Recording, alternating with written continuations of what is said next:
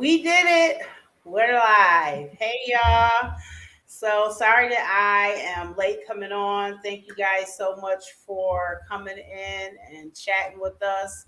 I'm so excited that today I will be chatting with a really good friend of mine um, who is an advocate. She is a mother.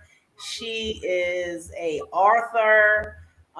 She is so many different things, and she is also um, a really good friend of mine who, in the beginning of my journey, she helped me to see some things that I didn't realize was, that I could be a voice. So let me introduce her. This is Renee Lady Bird Burgess. Uh, Hey. hey, girl. So today I just wanted to talk to you about just, as women living with HIV, just some of the ups and downs and all the positives and the merry-go-rounds. Right. Because it's some merry-go-rounds. Absolutely. So tell us a little bit about yourself. Yeah, so like you said, my name is Renee Lady Bird Burgess. Most people call me Lady Bird if they don't, know my real first name. Um, I'm a mom of four. I actually have an adult child. It's shocking. You definitely Definitely a are a reality girl check. child. It's like, was I like this at 19? Um, and I've been HIV positive now this month, actually on the 21st. So what is that? 10 days? Yeah. 10 days. Okay. Will be 15 years. Okay. So yes, definitely been a merry-go-round on this journey for sure. Okay. And I've been sharing my story, educating and speaking, um, at least for the last, I say, uh, maybe 12 to 13 of those 15 years, because I have taken time off from Okay. doing it. But yeah, most of those 15 years I've been sharing and educating. And so tell me what was the point when you said I am going to not let this diagnosis hold me back, but I'm going to actually use it as a positive. It would have to probably be, I want to say, when I found out that he possibly had infected other people. That was probably the Kickstarter. But what really jumped it off for me was I was going to a support group, and in that support group, I was still pregnant. So this was very early on in my diagnosis, and um, they asked me to come and share my story to a group of pregnant women. Some were at risk, some were potentially already infected. This is, not where anybody knows anybody's status, just me sharing my story to these group of pregnant women. And to look at their faces and to see them react to me telling this story, and me standing in front of them, still pregnant, this is still very new, and Hmm. for a couple of them to come up to me afterwards and just express certain things to me, it just let me know, like, yeah, I have to continue to do this no matter what. So let's backtrack a little bit. Tell us how it came about that you contracted HIV. All right. So, in 2003, in 2003, I was introduced to this guy. It was not an introduction of me being introduced to this guy to date or anything like that. It was just a family gathering of different people. And this was the person's house we were at. It was her son. Hmm. And we were introduced, I had never met him. I knew her, and knew other people in the family, but I had never met her son. And so she just came and said, "Hey, I want you to meet my son. we meet at this point. I'm pregnant with my oldest daughter, Okay. literally due that month. So of course, this definitely wasn't a thing of like, oh, meet to date type of situation. And so once we introduced each other, we met, we talked, and we became friends.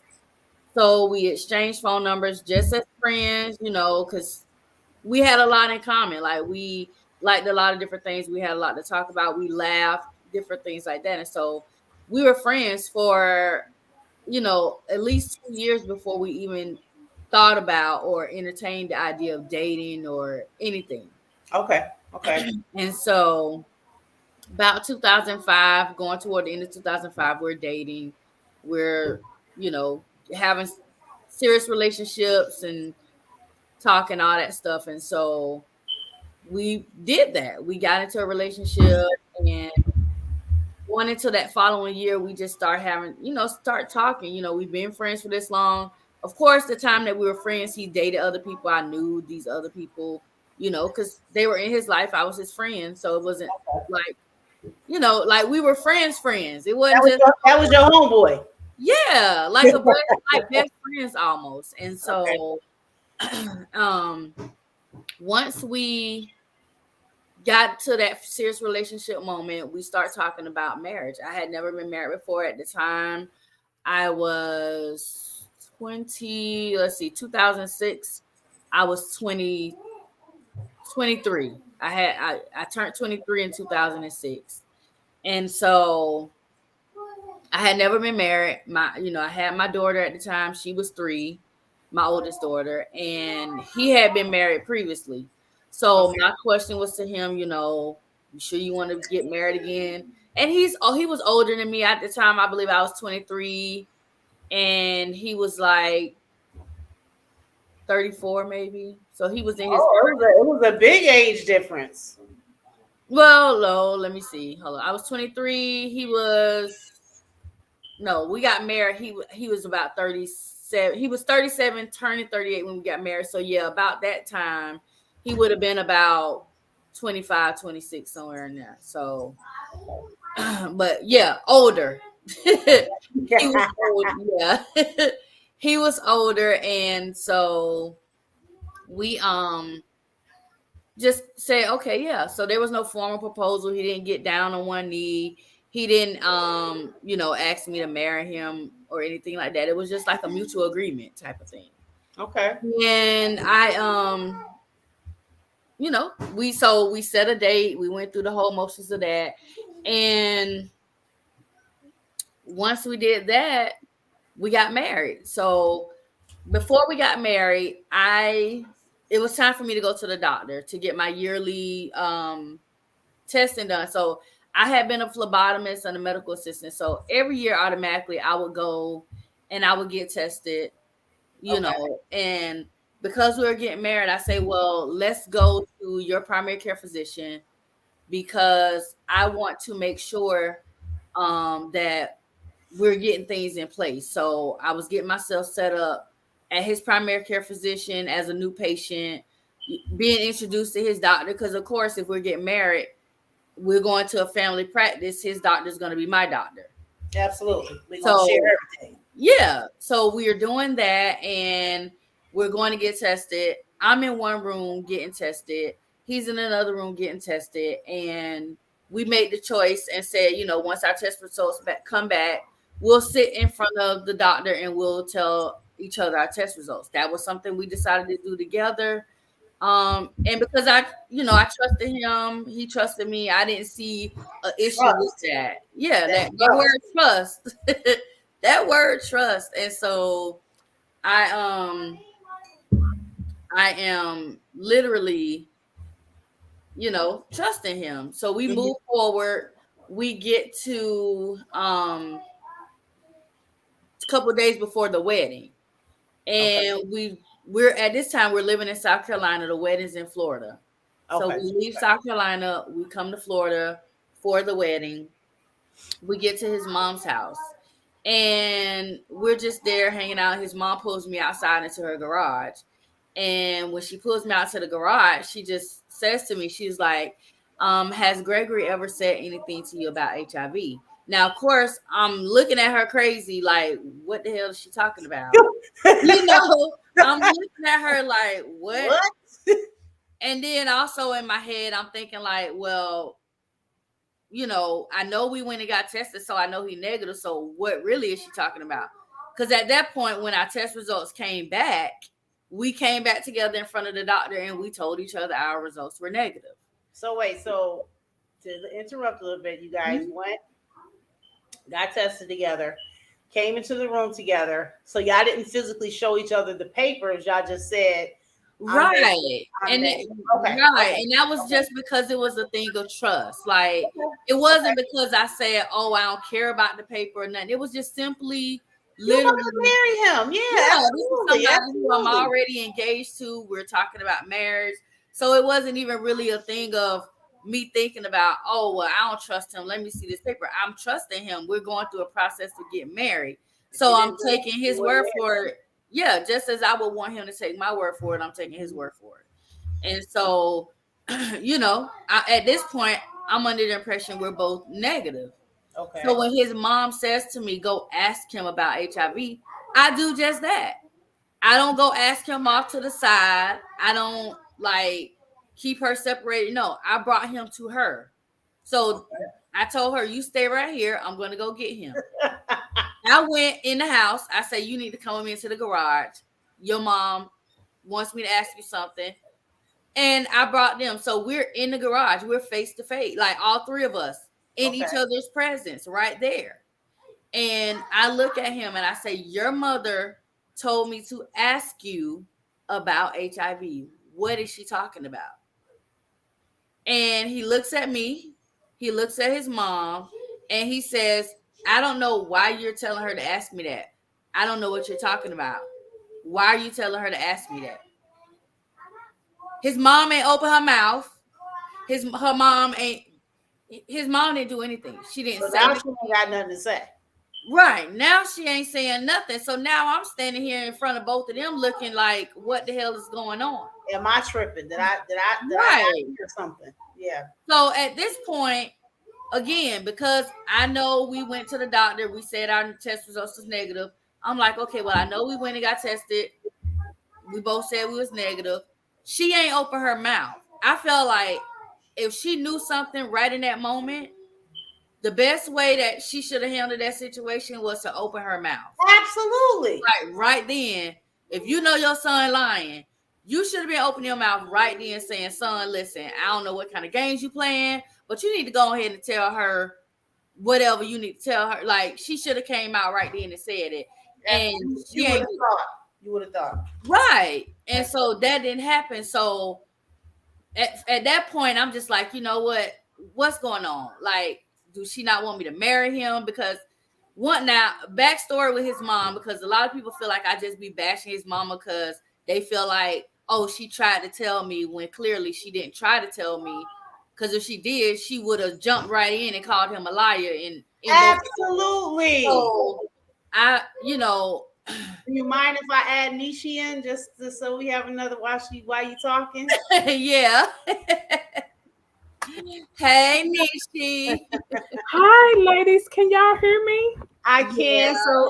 So Renee is just telling her story. So I just wanted to let you come on in. So go ahead, Renee, finish. Yeah. So, you know, backstory with his mom. His mom had a tendency to not be always truthful about stuff. Okay. She has a history of drug abuse, and other things. Like there was some things that she was doing like that she opened me up to around her that her own husband didn't know about. Okay. Like Okay. smoking weed, like while he gone to work, baby at home puff passing with her sister, stuff like that. And he ain't even know it. And she's Mm, telling me, well, this is something I do. Um, he doesn't know about it, so let's just keep this between us. So okay. my thing is, you want me to keep some dang on secrets, but you ain't helping the sister out with your own son. Hmm. Yeah. You know what I'm saying? So that's why it was so shocking for me. Like this woman being around her and her doing all like it was just like dang. So yeah, I guess a mother's love really is one of them things. Like you gonna back up the child, I guess. No, Not I me, don't know about all that, but okay. not me. Cause listen, I'd have told him. right, I'd have been opening my mouth. So that's why sometimes I get upset when people come to me like, "Well, she tried to tell you." I'm like, "No, no, she didn't." But so moving forward, um, we got married August 4th, 2007. Our wedding night was the first time that we have ever had unprotected sex. Now we had sex before then, use protection, but our wedding night was first time we had unprotected sex. Absolutely. Y'all Um, married now. yeah, and so we had already discussed having a child together because again, I only had my 3-year-old at the time. He had an older daughter from his high school relationship, and then he had a child from his first marriage, which it was 2 kids, but one we found out literally, I don't know, I guess my marriage just brought a revelation of things. Because during this whole process, we also found out, well, he had already told me, but the child didn't know that he wasn't really her dad. She thought her whole life this was her dad. She Aw, didn't find out until here she is in high school. wow. And so all of this just started unfolding. And, you know, we had already talked about having kids. And so I ended up pregnant. So the end of October going into November, I found out I'm pregnant. So I do what you're supposed to do. You call OBGYN, you set up a prenatal appointment. I go in, we both go in together. We do, we sit and we give the history and physical of our family. They ask all these 100,000,000 questions. Absolutely. And we do this. They draw my initial blood and we go. And we don't have another appointment scheduled until the Monday after Thanksgiving of that year. So that year, Thanksgiving was November 22nd. So that following Monday, we would have went to the doctor. But prior to that, so the day before Thanksgiving, which was November 21st, I had to go into the doctor because I got very, very sick and dehydrated. And it's all pregnancy related at this point. Not, nauseous, vomiting, everything you could think of, extremely dehydrated. So I go in, they hook me up to the IV fluids, give me nausea medicine and IV. So I'm drowsy. We in this room sitting there, and the doctor comes in, and the doctor says, "Can we ask your husband to step out of the room?" I ain't thinking nothing of that. I mean, sometimes the doctors want to talk to the patients by themselves. I didn't see anything strange about it. So he steps out of the room. She come back in. She said, "Well, I just wanted to talk to you and go over your labs and everything with you." So I'm like, "Okay, sure." Um, she says, "Well, your labs look fine. Everything looks good except one thing." So at this point, because with my oldest daughter, I had gestational diabetes, I'm thinking, okay, she's gonna tell me this is, becoming an issue in this pregnancy Okay. already. I'm thinking that. I And already know so what it is. yeah, I'm thinking that. And so she's just sitting there. She's looking at her. She's like, "Well, no, your diabetes look fine. Your blood sugar is normal. Everything looks good." So now I'm like, okay, well, what is she finna say to me? Yeah, absolutely. You know? And so she kind of gives me this look like, okay, how I tell this lady this? Like, that's how she looking at me. And she just comes out and she's like, "Well, your labs came back and said you're HIV positive." Mm. Mm. And so I kind of just sat there and I was numb. Like I just stared at this wall. I'm numb. I'm like, and I was telling like the other day I was saying like it almost feels like how people say when you have a near death experience, your life flashed before your eyes. It Absolutely. felt like that. It felt like all this stuff was flashing in front of me. Outer body experience. Yeah, I was like floating, literally. Like, wait a minute. So I'm thinking about the moment at the doctor. I'm like, okay, well, dang, we both the doctor said we both negative. Like, we both said in front of the doctor we negative. The doctor ain't intervene, and then I'm thinking about, okay, his mama said go ask him. I asked him his mama. I'm like, hi. Like in my head, I'm just All that thinking, stuff is going through your mind. yeah. And I'm just like, what in the world? Hi. And so she says, "Well, Do you want you want me to bring your husband back in? You want to tell him, or you want me to tell him? I said, well, you tell him, because if you're telling me I'm HIV positive, then he is the reason why. I Hmm. said, he's the reason why. Now, were you this calm the whole time? I was drugged up, girl. I was. Oh yeah, I forgot. Okay, oh you did say They okay. gave me nausea medicine, like they gave me in Okay. the IV, so it was going straight in and working. Okay, so you was just I okay. was like, yeah, I was hearing her, but I was also just like drowsy. So And I'm you hearing her, okay. I'm numb, I'm like, it was like, I don't, look, I'm gonna tell, I don't know if you ever been high before or Unfortunately, drunk. Look, yeah. high or drunk. If you ever been high or drunk, it's one of those feelings, like how it felt for me. It was one of them feelings like, I hear you, but I'm kind of like it was a spacey Am feeling. I dreaming? Am I tripping? Yeah, Yeah. yeah. And I'm just like, oh my gosh. And so she brought him in, she told him, and I'm expecting him to be like this overreacted, like, You lying. That what wasn't do you me. mean? What? Who How you did sleep this with? happen? I'm expecting all this. And she tells him, and he's just like, well, we'll get through this. We'll work this out. And then I'm like, at that point, I was like, in my head, I'm like, okay, he knew. He knew.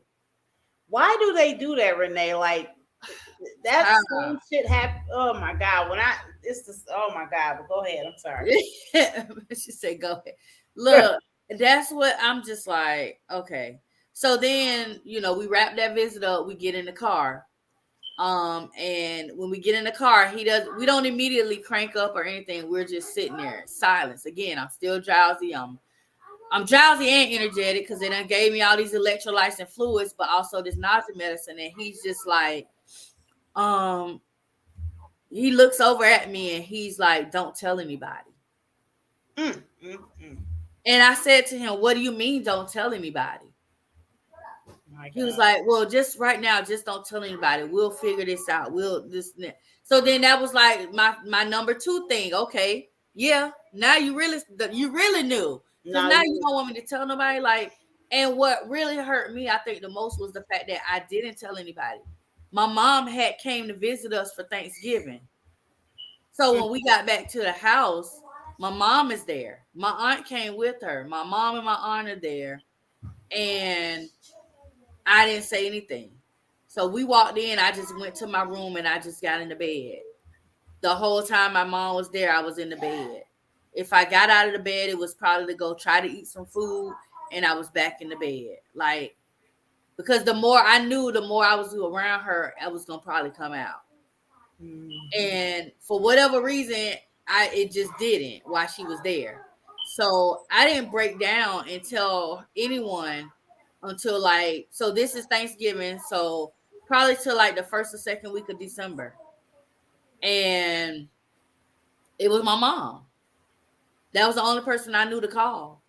I'm driving to work one night, going on third shift, and I just bust out crying on the way to work. And I call her and I just tell her everything. I tell her everything, and the first thing she's saying is, "Why you didn't tell me why I was there so I could just hold you?" Like, Mm. that's all was playing that she was saying over and over, and she's crying, and then it got to a point where we're both kind of calm, we're not crying, and she's just asking me, "Well, what are you gonna do?" I was like, honestly, I don't know. Like, I didn't know what to do. Um, I had just started a new semester of college, because I was a college student. So, right after we got married, I was ready in the fall semester of school. I was working this third shift job. I was doing all this stuff. So I'm like, I I had to get away from him. Like, that's how I felt. Like, I don't want to be around you. Every time I looked at him, I was disgusted. You know. So, okay. So, oh my god. It's just crazy when I hear other people's stories, right? That how we're all connected, Yeah. right? So, and when I say that because when I was diagnosed, right, and I found out, and when I finally talked to this person, his comment to me was, "Well, I guess we could just be together forever." Child. Like, are you like you just ruined my life? I want to kill you right now. Right. And Cause so, like he told me, he was like, "Well, you might as well be with me and stay with me, because nobody else gonna ever want you." It's like what? what? Yeah. So okay. So now we're gonna fast forward a little bit. You are still here. You living. You doing wonderful things. You Yep. are our author. So tell us a little bit about your book. And I know you probably not gonna give up much, but I understand you might be working on a second one. Third child, third, Oh, third one. I didn't miss Lord Jesus. I didn't miss one. Come on now, girl. You third, better number quit. three. Okay, so tell us a little bit about the book series. I'm gonna call it. All right. So the first book is my autobiography, Married But It Can Happen. Mm-hmm. So that book is basically everything I just really kind of said to you, Okay. but deeper. Okay. So like when I say deeper, like you getting the meat and potatoes, you getting the side desserts, you Okay. getting everything in that first book. Okay. Okay. Um, and so that's what that is. That one, I did that one because I said whenever I'm no longer on this earth, Mm-hmm. I wanted to leave something behind that was going to be from me. Not anybody else telling what happened to me but me. Yes, you telling your story. That's right. Right. Me taking that pen and writing my own story and nobody else but me.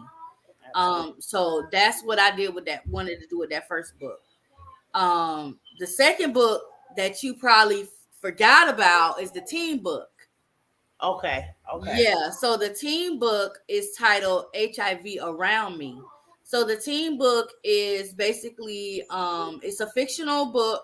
So it has 4 short stories in it. You know, teens, they got short attention spans. So I was not gonna write this big old Absolutely. long book.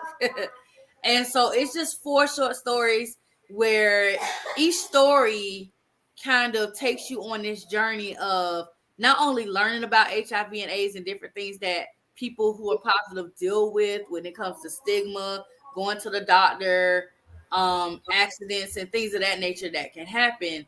Um, it shows you like this is something that is always around you. You don't know who around you is HIV positive unless they tell you.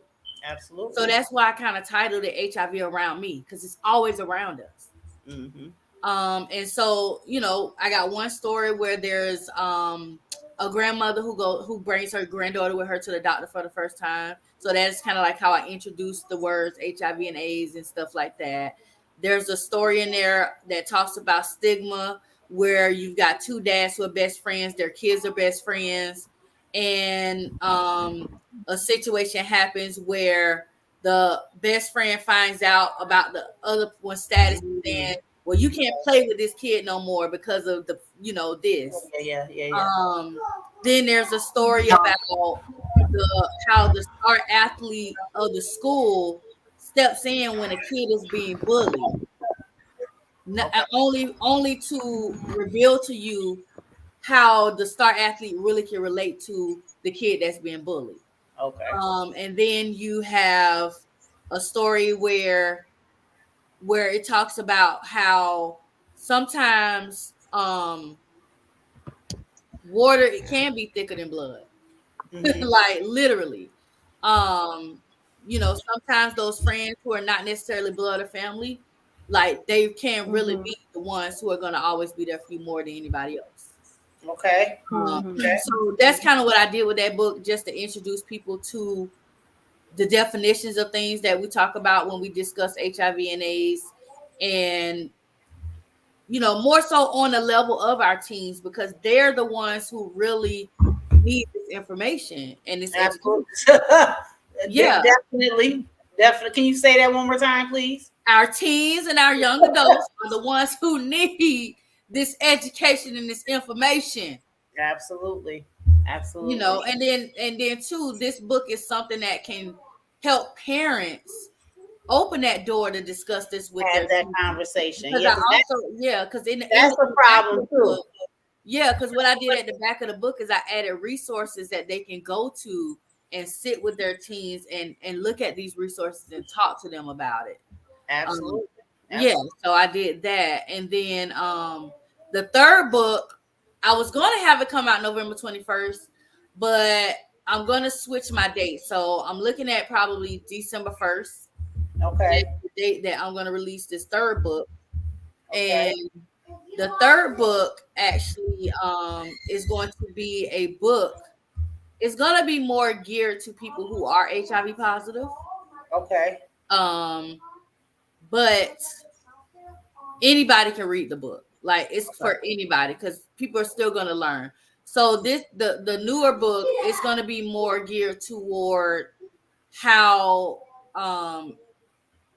there's the book is going to be called "It's Levels to This." Yeah, it's levels to this. Literally, So in if the I hell it is. Come listen, on now. on, listen, I'm gonna tell you, literally, I'm gonna tell you offline how where I was at when I thought about the title of this book, because you're gonna laugh so freaking hard when I tell you. Okay. Because it is not for the masses to know. Oh Jesus. Okay. Oh Lord. And when do you think that that book will be released? I'm looking at December 1st. And where, if anybody would like, where can they go to find these books? So all of the books are available on Amazon. Okay. Every typically every year, so probably December, January, I order a case of books. So I order a case of The Married But It Can Happen. I order some teen books, and I'll have copies of the new ones, so people can actually, once I have books available physically, they can Mm, order directly from me. I autograph, sign them, mail them okay. out. Okay. So I try to do that at least once a year. So what, like I order it once books gone, they gone. You got to go to Amazon. Okay. Um, unless it's like a whole big high demand. If people like, if I got like 30 or 40 people saying, "Hey, I really want to get this book autographed," then of course I'll go buy some more books. Absolutely, you You are. know, Absolutely.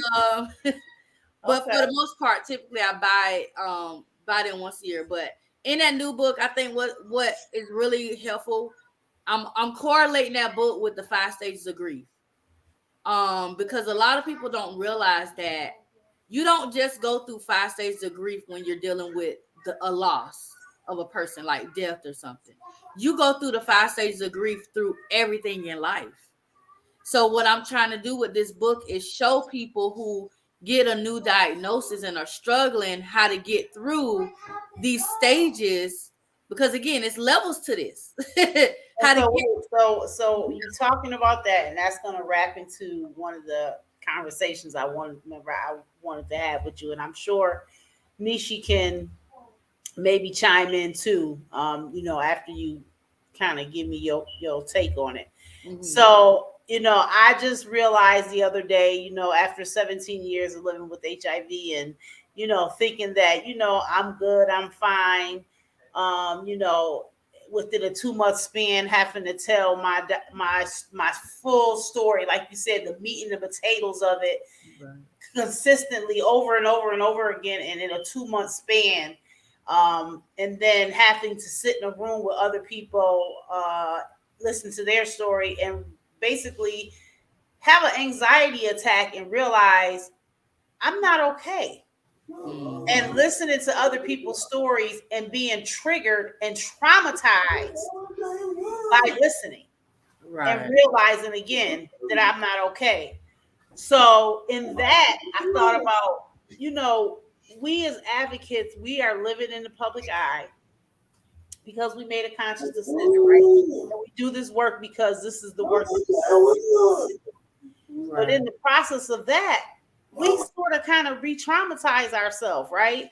When we have to relive stuff over and over and over again. And then in that, sometimes listening to somebody else, them triggering something in us that we didn't pushed in the back, right?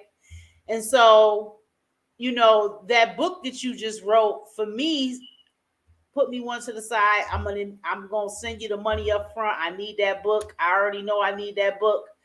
Um, that right there kind of ties into the the re-traumatization, us being traumatized and possibly not dealing with it. So just tell me how you have you ever felt that way, and if you did, like, what did you do? Or have you ever had to like talk to another advocate about that? Like, like, how do you deal with being re-traumatized, I want to say. Right. Yeah. So I've had a couple instances. So every time I do tell my story and I talk about sitting in that room, the doctor coming in and telling me, and I'm hooked up to this IV and stuff, I literally can smell the IV. Like, I can picture, I physically can put myself, like, how you ever heard people talk about, like, you could astroplane, and like, I literally can put myself back into this room, sitting in this cold leather recliner, looking at this dull gray wall and smelling the IV as it is going in me. Wow. Like, every time, it never fails whenever I'm telling that part of my story.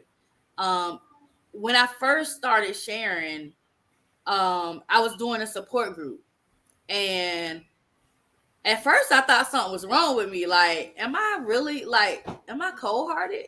Like, that's how I used to feel, because I would go to support group and I'm in this room with people who, now, I was newly diagnosed, and I'm in there with people who've been diagnosed at that time 20, years, 20 or 20 something years. And I'm not, they're sharing their story, and every time they talking about it, they crying. Mm. I used to be like sitting there looking like, they ain't got over this yet. Why they crying? Like, that was my thought process. Like, and so I actually stopped kind of going to support group. And if I did go, I went because I wanted to go eat some lunch. Like, literally, that's how it was. And so I had to just say, you know what, stop going eat people food. You don't want to be there, stop going. So I would stop going. But then I realized, as I continued to share my story over the years, that, yeah, now I get it. I get it, because even though it's been years down the road, there are some moments where I sit back and I will just cry, because I'm thinking about the moments of what's transpired. Like, you just play it over in your head, and it does make you sad, and it does put you back into that initial state of denial. Like, I think I told you before, like, I had probably a year or 2 years where I ain't take no medicine. Mm-hmm. So I was like, ain't nothing wrong with me. I'm good. I ain't gonna get sick. And I mean, I did, like, by the grace, I didn't get sick, but Mm-hmm. I went through those motions of just not wanting to do certain things. And it was all because of how I was thinking and how I was feeling and how I was allowing, that stuff to play over in my head over and over, which is really what made me think about the whole book in the first place. Like, that's what made me think about it. I was like, because even though you get to a point of accepting, that last stage is accepting. You get to the point of accepting, but at any given moment, you can jump back to denial. You could jump back to depression, but it's always remembering how to get back to the place where you really need to be. Yeah, yeah, So yeah.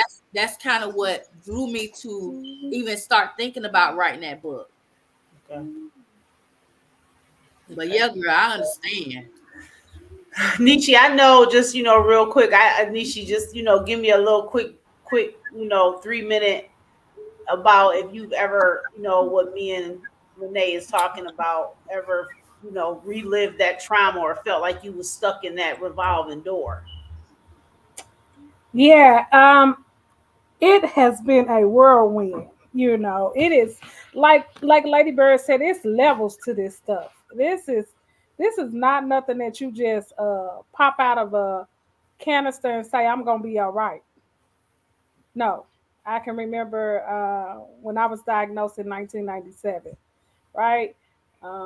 Magic Johnson had just came out about his diagnosis, and it was only a few little black girls that looked like me that had the same status. A few. Or And they that you were in knew. different Yeah. cities. Yep, yep. They were in different cities. So traumatizing yourself and saying that you're going to be prepared for that storytelling, I don't think it's ever a time in my life that I ever was prepared. to do the storytelling. It's just that you get the gut and you apply the pressure and you do the talk to me rhythm to get you amped up to get through that moment.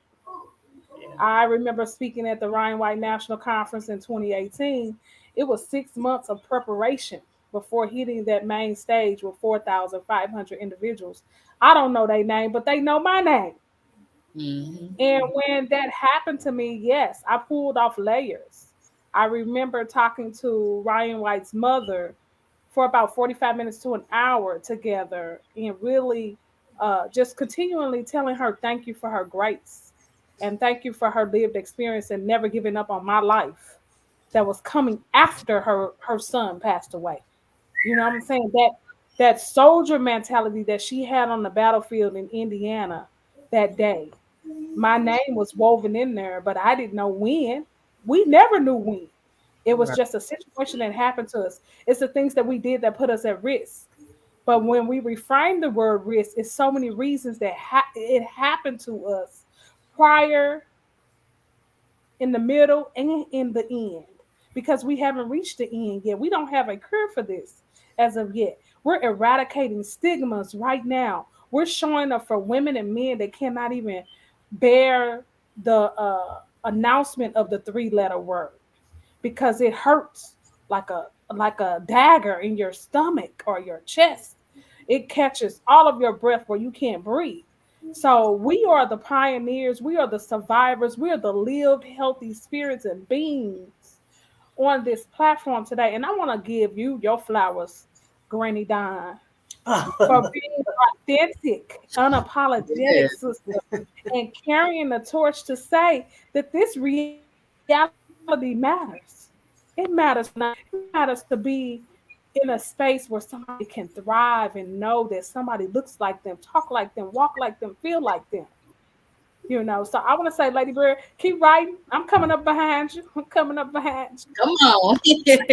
Um, Yeah, but you know what? And that's it's the okay not to reason. be okay. Yeah, and that's the reason, like, like I felt like when just really quick, and then I have another question. The reason I went live when I did the other day is because I felt like I needed to first of all say that I wasn't okay and I needed somebody to hear me, right? But then in that same moment, I needed somebody else to hear that it's okay to not be all right.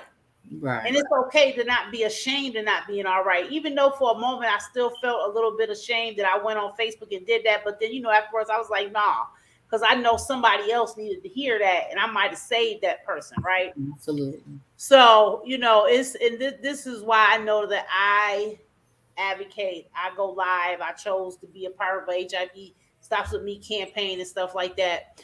But my question to you, Renee, and I always call you Renee because to me you Renee. Yeah. Um, you have four beautiful children. One of them is a teenager. So, for those who Well, don't she a, know, well, I don't know. She likes the word adult, oh so well, she sorry, she's a young adult. she done hit My 19 now. So she listen, like, I know it's a teen in 19. Michaela, my apologies, young Look, adult. look, cause she Um, going now to see she going to see Adam Sandler tonight. So oh, okay, the oh, whole okay. Well, you have a young adult, and I bring that up because my daughter is in on the chat, and I just wanted to ask you, and then I'm gonna put her on the spot because I didn't know she was gonna pop on, but since she's here,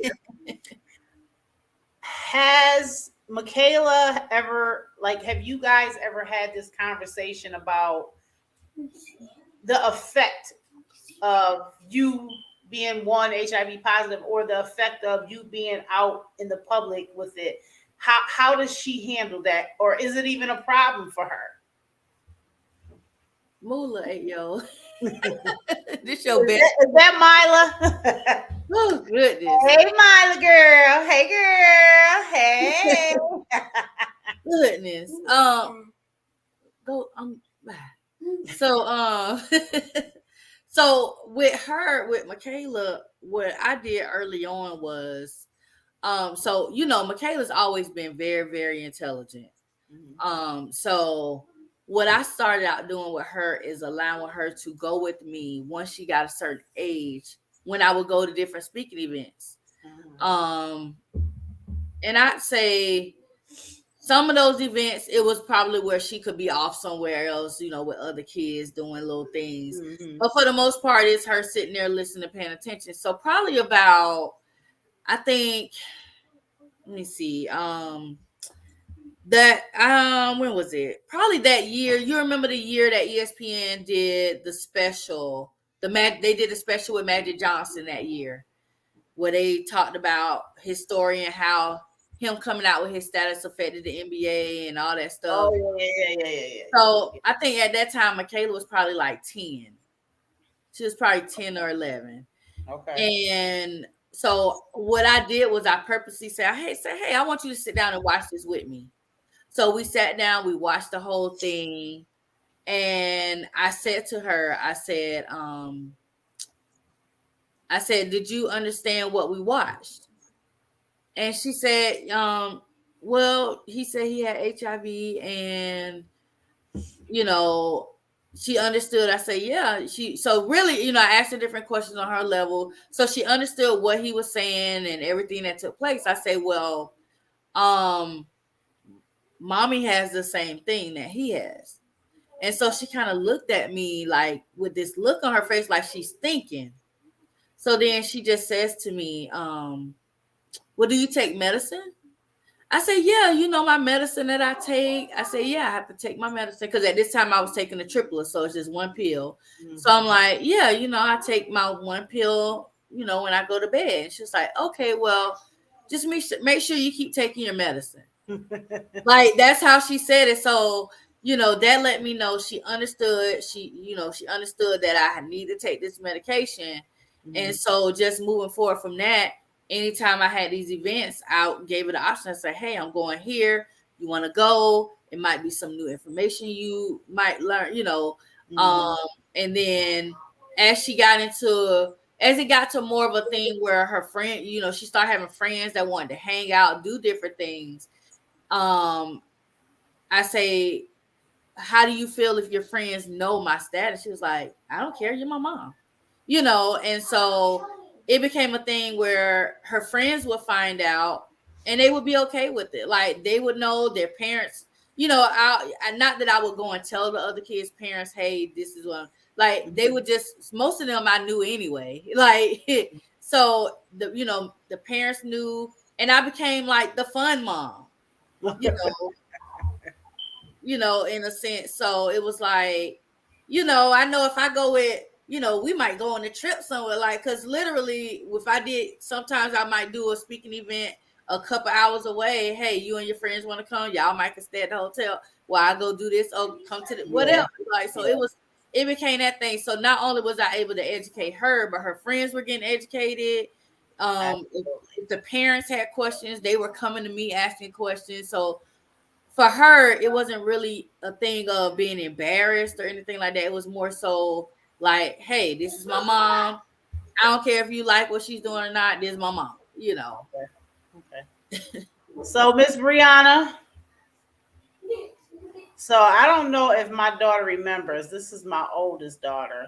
Um, and I don't know if she's still there, but when I first got diagnosed, for the first maybe 6 months, I don't know, like I said, I don't know if she remembers. I didn't hug them. Oh, I was eating on separate plates from them.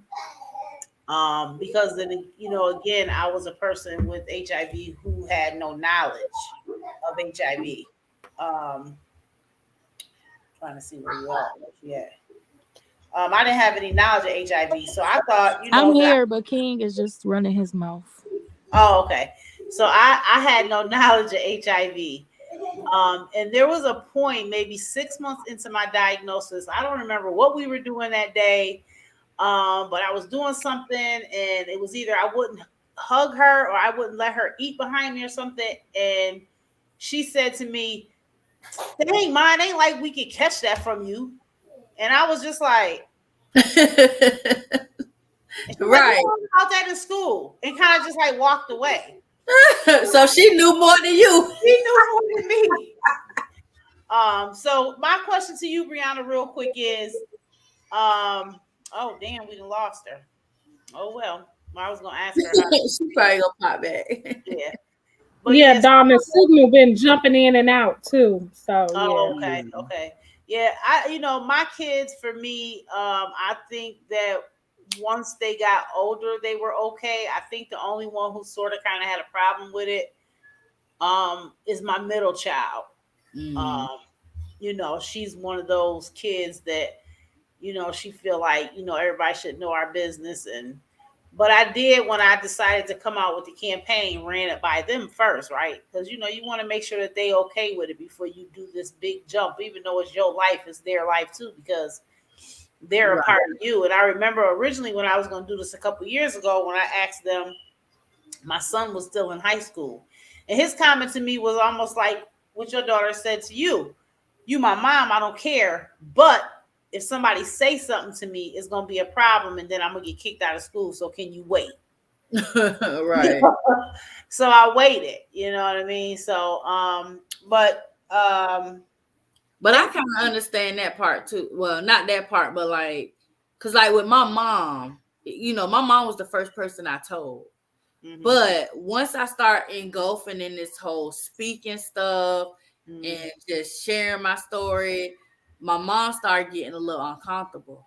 Okay. Cause every time I would go to certain, especially if it was a local thing, the first thing my mom would ask me, was it anybody there who you knew? Like she was literally like, was it somebody that I knew? Like she was saying, and then sometimes she would say, well, why you always gotta talk about it? Like it was a thing like that. And so, you know, she would be real uncomfortable about it. So one day I just had to take her with me. I said, you know what? You coming with me. And guess what? With the event we went to, it was about 3 people that was there that knew her. And they came up to look, and I didn't know they was gonna be there. I just got asked to speak at a banquet, and I went and took her with me. And when she saw them people there, I could look at her face like she saw a ghost. A deer in headlights, I'm sure. Yes, and then all of a sudden, afterwards, they went up to my mom and told them, "Your daughter is amazing. Your daughter is this. Your daughter is that." And I think hearing that for her changed her outlook on what I do. Because like I say, like my parents were the ones who I had to sit them down because at this time we still have VHS tapes, y'all. Some people young, they don't know about VHS tapes. But this was when we still had VHS tapes, and I had to sit them down with this tape, and it was a tape talking about the how you can catch the virus, how to protect yourself, all this stuff. Because my first thing, my mom was like, "You do we got to eat on separate plates? Do we got to use separate cups? Like all this stuff." And I'm telling her like, "No, you don't have to do all of that." So I had to show the video for them to see. Because again, my parents was high school together from high school up until now, 47. Actually, this month it'll be 48 years. Okay. So it's like they don't know this stuff because they've only been with each other. So I had to show them. So I get what you were saying when it comes to like you was thinking, well, I can't do this with my kids or that. My parents was on the other end. They are the ones that was looking at me like, well, can we do this and that and what we got to change. So yeah. Yeah. So I just want to tell you, thank you so much. I don't know if you know, I think I told you this before. I don't know how I came across your name early in my diagnosis, who introduced me to your Facebook page or whatever, but I remember telling you that I started watching you and listening to you and saying little stuff on your page, and you definitely are one of the people that pushed me to say, you know what, I can do this out in the public. So thank Because you. I've been waiting like my time. I know, I Cause know. look, when you did that leap, I was like, yes. I was like, yes. Because like, don't you feel different? I mean, Like I definitely felt like when I first did that it's live and saying that I was, basically about to do this campaign, I do feel like there was a big, huge weight that was lifted off of my shoulders, yeah, because now nobody had anything to hold over my head. Like there was nothing exactly. that you could Yeah. say about me that I hadn't already told the world. That And so part. it was definitely a weight lifting moment. It was relief, and the other relief was, truthfully, I have to say this, and I don't know if it's gonna happen, but I will definitely say up until this point, I think I've only gotten like one or two little stupid comments on TikTok. But other than that, I've had nothing but support and encouragement, and nobody's acted any different towards me or Right. anything. And so I feel like, okay, I did the right thing. Again, the only thing I'm struggling with now is, realizing that I never got counseling, and I need counseling, so Yeah. I'm engaging on that journey now. So, but Yeah. I want to give you the last word. Maybe give Nishi a few seconds too, to just, if you had to leave something with the people that will probably watch this later, because I had a little hiccup, and that's why it's not attached to my Facebook and my YouTube. But after we share it and they watch this live, if you had one or two things that you would want for a person who is negative or a person who is positive, what is the one or two things you would want to leave with them, if nothing else? So for the people that are negative, I want them to stay negative. I want you to go and get tested. I want you to know your status. I was just telling somebody today, like, or it might have been yesterday. Mm-hmm. Don't like it. It is not about just your status. Mm-hmm. You want to know your status and you want to know your partner status. Don't go to the doctor and say, "Oh, well, I'm good, so my partner good." I don't have your partner going to the doctor and getting checked and they good and you don't know, but because they good, you feel like you good. No, you both need to know. So go get tested, go get checked, and know your status and get educated on this virus. You don't have to, have any reason to anything to happen to want to be knowledgeable.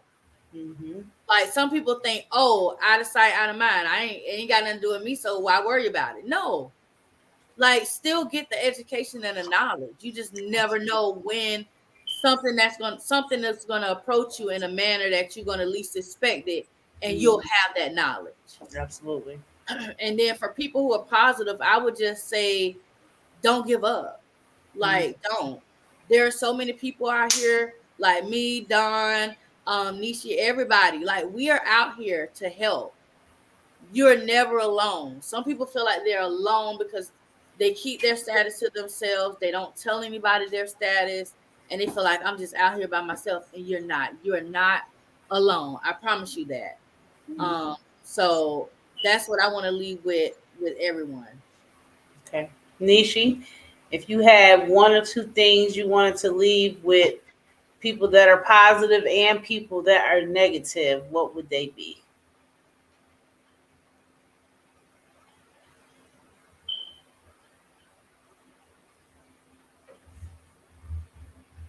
Do I have to unmute you, or you unmute yourself? I think I unmuted you. You got to unmute on your end.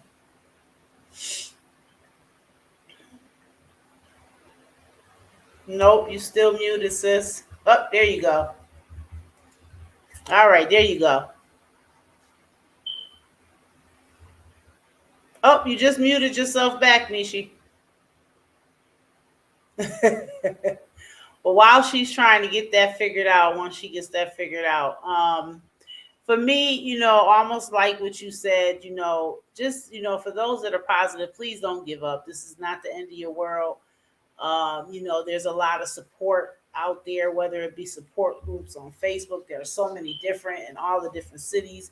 Um, I'm sure in your city, there's a place that you could go to get support, and know that you don't have to do what we're doing, but you just got to live, right? You just got to live. That's all you got to do. And I always tell people, find that one person. If you don't have but one person that you could tell that you can have for support, you could just have that one person, but don't keep it to yourself, because that's a lot to carry alone. And for people that are negative, please get tested. Please don't think that it can't never happen to you. Please don't think that you can look at somebody and tell if they're HIV positive. No, we're not dying with this. But if you don't have to contract HIV, why would you? Right? So Get tested yearly. And I say this, and I hope that this don't offend nobody. But as you know, as with Miss Renee and with me, we trusted someone. You gotta trust that you know yourself. So if you go and you gonna decide to not use condoms with somebody, you need to know that you're possibly taking a risk of contracting HIV. So go get tested together and look at y'all sheets of paper together. But even on the side of that, there's PrEP where you can take that and don't contract HIV, but there are other STDs out there. So I always keep that in the back of your mind. You have to be the person that's in control of you. Nisha, you ready now?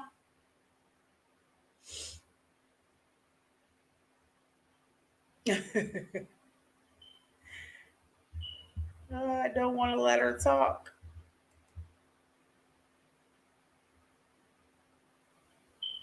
It won't let you unmute, Nishi. Is she frozen?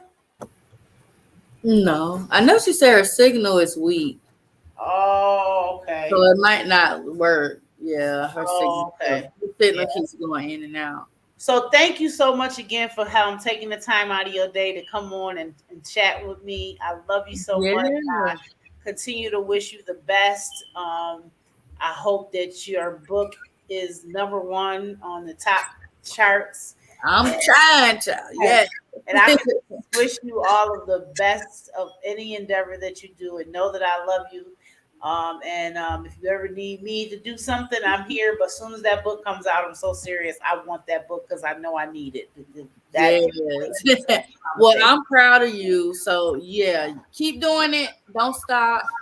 You are doing a great job. Listen, Thank maybe you. on billboards and everything.